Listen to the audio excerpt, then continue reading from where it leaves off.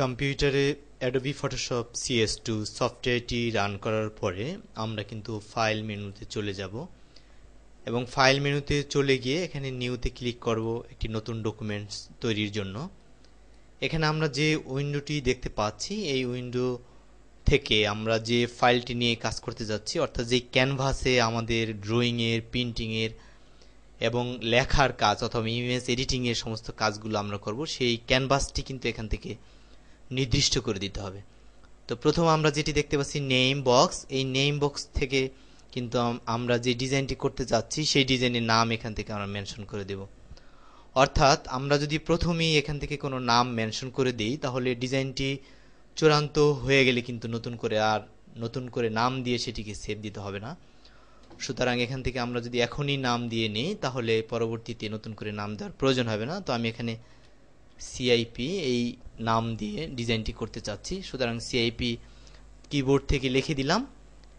এবার আমরা এখানে প্রিসেট যে ড্রপ ডাউন লিস্ট রয়েছে, প্রিসেটে ড্রপ ডাউন লিস্টে যদি আমরা ক্লিক করি তাহলে দেখতে পাবো যে এখানে বাই ডিফল্ট কিছু সাইজ রয়েছে, অর্থাৎ যে সাইজ নিয়ে আমরা ডিজাইনটি করতে চাচ্ছি সেই সাইজ কিন্তু আমরা এখান থেকে মেনশন করে দেব।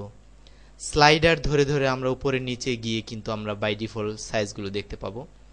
এখানে সাধারণত ডিজাইনের যে সকল সম্ভাব্য সাইজগুলো হয় সেই সম্ভাব্য সাইজগুলো কিন্তু এখানে দেওয়া হয়েছে, বাট আমরা যদি এই সাইজগুলো না চাই, অর্থাৎ আমাদের নিজস্ব প্রয়োজনে আমরা নিজের মতো সাইজ ক্রিয়েট করব, সেই ক্ষেত্রে কিন্তু এখান থেকে কাস্টম আমরা সিলেক্ট করে দিয়ে আমরা ওয়াইড এবং হাইট এখান থেকে নির্ধারণ করে দিতে পারবো।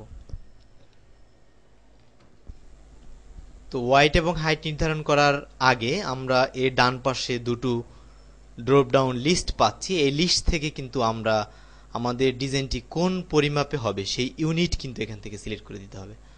অর্থাৎ আমরা যে ডিজাইনটি করতে যাচ্ছি সেটি পিক্সেল করব না ইঞ্চিতে করব, এই ইউনিট আমরা এখান থেকে সিলেক্ট করে দেব। তো সাধারণত আমরা ডিজাইনগুলো ইঞ্চিতে করে থাকি, সুতরাং এই ড্রপ ডাউন লিস্ট থেকে ইঞ্চি সিলেক্ট করে দিয়ে আমরা কিন্তু ওয়াইড এখানে 10 দেখতে পাচ্ছি এবং হাইট 8 দেখতে পাচ্ছি। তো এখানে আমাদের নির্ধারিত, অর্থাৎ আমরা যে ডিজাইনটি করতে যাচ্ছি সেটি নির্দিষ্ট হাইট এবং ওয়াইড এখান থেকে আমরা করে দেব।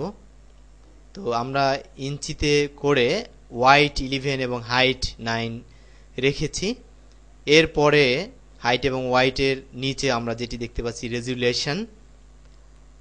ফটোশপে গ্রাফিক্স ডিজাইনারদেরকে কিন্তু এই রেজুলেশন সম্পর্কে স্পষ্ট পরিষ্কার ধারণা থাকতে হবে, কারণ রেজুলেশন সম্পর্কে পরিষ্কার ধারণা না থাকলে সমস্ত ডিজাইনটি কিন্তু গুড়িয়ে যাওয়ার সম্ভাবনা থাকবে। সুতরাং রেজুলেশন সম্পর্কে আমরা পরিষ্কার ধারণা নিয়ে নেব। রেজুলেশন এখানে বাই ডিফল্ট 72 আমরা এই জন্য দেখতে পাচ্ছি যে কম্পিউটারের মনিটর সাধারণত 72 এর বেশি ডিপিআই সাপোর্ট করে না। অর্থাৎ আমরা যেই ডিজাইনটি করতে যাচ্ছি সেটি শুধুমাত্র ডেস্কটপ প্রেজেন্টেশনের জন্য করতে যাচ্ছি নাকি সেটি প্রিন্টিং প্রেজেন্টেশনের জন্য করতে যাচ্ছি। অর্থাৎ যদি শুধুমাত্র কম্পিউটারের প্রেজেন্টেশনের জন্য করতে চাই তাহলে রেজুলেশন কিন্তু আমরা কোনোভাবেই 72 এর বেশি আমরা দিতে পারবো না, কারণ কম্পিউটারের মনিটর সাধারণত 72 ডিপিআই বা 72 ডটস পার ইঞ্চি সাপোর্ট করে, এর বেশি ডিপিআই কিন্তু সে সাপোর্ট করে না। তো কম্পিউটারের প্রেজেন্টেশনের জন্য অর্থাৎ ডেস্কটপ প্রেজেন্টেশনের জন্য আমরা ডিজাইনটি যদি করে থাকি তাহলে 72 রাখবো এবং ওয়াইড এবং হাইট আমরা যা দিছি এরকম একটি রাখবো। বাট এখানে যদি আমরা 72 এর বেশি ডিপিআই দিই তাহলে কিন্তু আমরা যে সাইজগুলো এখানে নির্দিষ্ট করে দিয়েছি সেটি কিন্তু পাবো না, অর্থাৎ সেটি কিন্তু গুড়িয়ে যাবে। সুতরাং কম্পিউটারের প্রেজেন্টেশনের জন্য বা ডেস্কটপ প্রেজেন্টেশনের জন্য আমরা সর্বোচ্চ রেজুলেশন 72 রাখবো, তাহলেই কিন্তু আমাদের সাইজের ক্ষেত্রে কিন্তু হেরফের হবে না।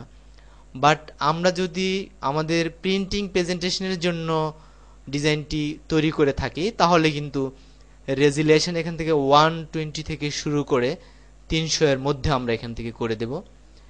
তো এখান থেকে রেজুলেশন আমরা এভাবে নির্দিষ্ট করে দেব এবং কালার মোড আমরা সিমাইক এখানে দেখতে পাচ্ছি। তো কালার মোডের এই ড্রপ ডাউন লিস্ট আমরা ক্লিক করে বিভিন্ন কালার মোড পাবো।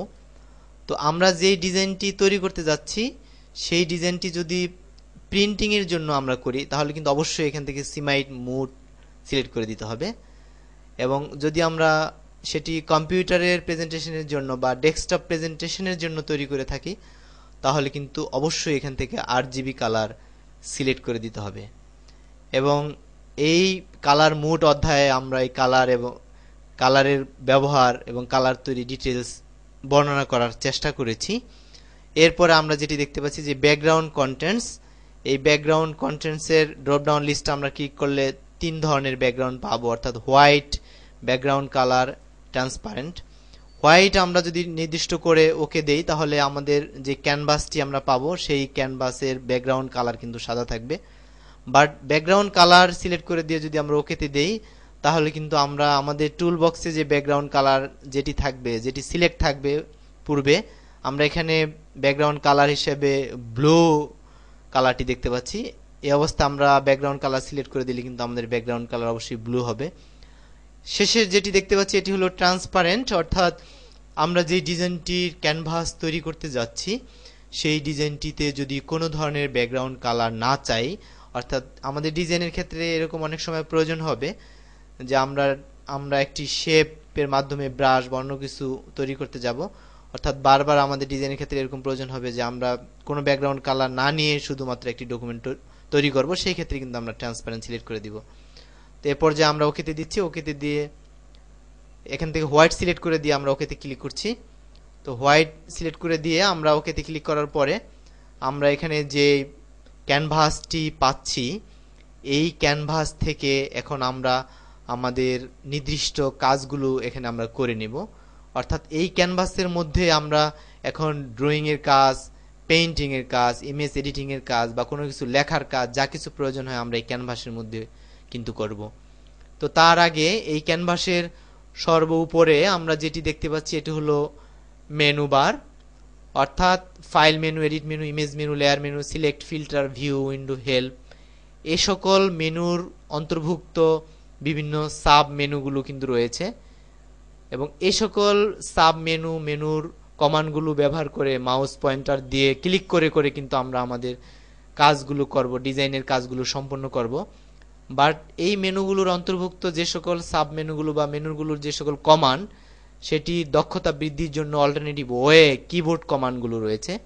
কিবোর্ড অধ্যায়ে আমরা কিবোর্ড শর্টকাট ডিটেলস আলোচনা করেছি, যেগুলো প্র্যাকটিসের মাধ্যমে, অর্থাৎ কিবোর্ডগুলোর প্র্যাকটিসের মাধ্যমে কিন্তু গ্রাফিক্স ডিজাইনে বা কম্পিউটারে যে কোনো কাজ খুব দ্রুত বা স্কিল হ্যান্ড হওয়া সম্ভব, দক্ষ হওয়া সম্ভব। এরপরে আমরা আমাদের ক্যানভাসের বাম পাশে দণ্ডায়মান অবস্থায় পোর্ট্রেইট আকারে যে একটি লম্বালম্বি ভাবে বক্স দেখতে পাচ্ছি, এটি হলো টুল বক্স। এবং এই টুল বক্সের অধীনে যে সকল টুলগুলো রয়েছে এই টুলগুলো নিয়ে কিন্তু আমরা এখন কাজ করব। তো প্রত্যেকটি টুলের উপরে যখন আমরা মাউস পয়েন্টার নিয়ে যাব তখন কিন্তু টুলের নামটি কি সে অলরেডি বলে দিচ্ছে। এবং এই টুলগুলোর মধ্যে যখন মাউস পয়েন্টার রেখে আমরা এভাবে ড্র্যাগ করব সেই ক্ষেত্রে কিন্তু এই টুলের অধীনেও কিছু টুল রয়েছে, সেই নামগুলো আমরা কিন্তু পাবো। এভাবে প্রত্যেকটি টুলের সাথে যখন নাকি আমরা প্রতিটি টুলের উপরে মাউস পয়েন্টার নিয়ে যাব সে কিন্তু তার নাম কি সে বলে দিচ্ছে, এবং এর অধীনে যে সকল টুলগুলো রয়েছে সেগুলো কিন্তু আমরা ড্র্যাগ করার মাধ্যমে পেতে পারি। তো টুলগুলো এভাবে মাউস পয়েন্টার দিয়ে ক্লিক করার সাথে সাথে কিন্তু এখানে যে মেনু বারের একটু নিচে কিছু অপশন আমরা দেখতে পাচ্ছি, এটি হলো এই টুল বক্সের মধ্যে যে সকল টুলগুলো রয়েছে প্রত্যেকটি টুলের সাথে রিলেটেড অপশন। অর্থাৎ যেমন আমরা মনে করছি যে আমরা টুল বক্সটি, অর্থাৎ আমাদের টুল বক্স থেকে টুলটি, এই টেক্সট টুলটি আমরা যদি এখান থেকে টাইপ টুলটি যদি আমরা সিলেক্ট করি ক্লিকের মাধ্যমে, তাহলে টাইপ টুলের সাথে রিলেটেড সমস্ত অপশনগুলো আমরা কিন্তু এখানে পাবো।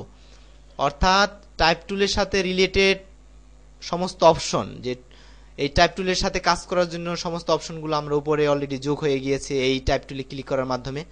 তো এখানে আমরা প্রথমটি ক্লিক করার মাধ্যমে আমরা দেখতে পারি যে আমরা কোন ফন্টের ক্যাটাগরি, অর্থাৎ এখানে বিভিন্ন ফন্টের ক্যাটাগরি রয়েছে, নাম রয়েছে, এখান থেকে যে কোনো ফন্টের নাম আমরা সিলেক্ট করে দিতে পারি। বাট ফটোশপ CS2 তে একটি নতুন চমৎকার ফিচার সংযোজিত হয়েছে, যেটি হলো এই টুল বক্সের টাইপ টুলের যে অপশন, অর্থাৎ ফন্টের যে ক্যাটাগরি, এখানে আমরা যদি ক্লিক করি তাহলে দেখব যে ফন্টের নাম তো রয়েছেই, বাট ডান পাশে সেই ফন্টের স্টাইল কি সেটি কিন্তু রয়েছে।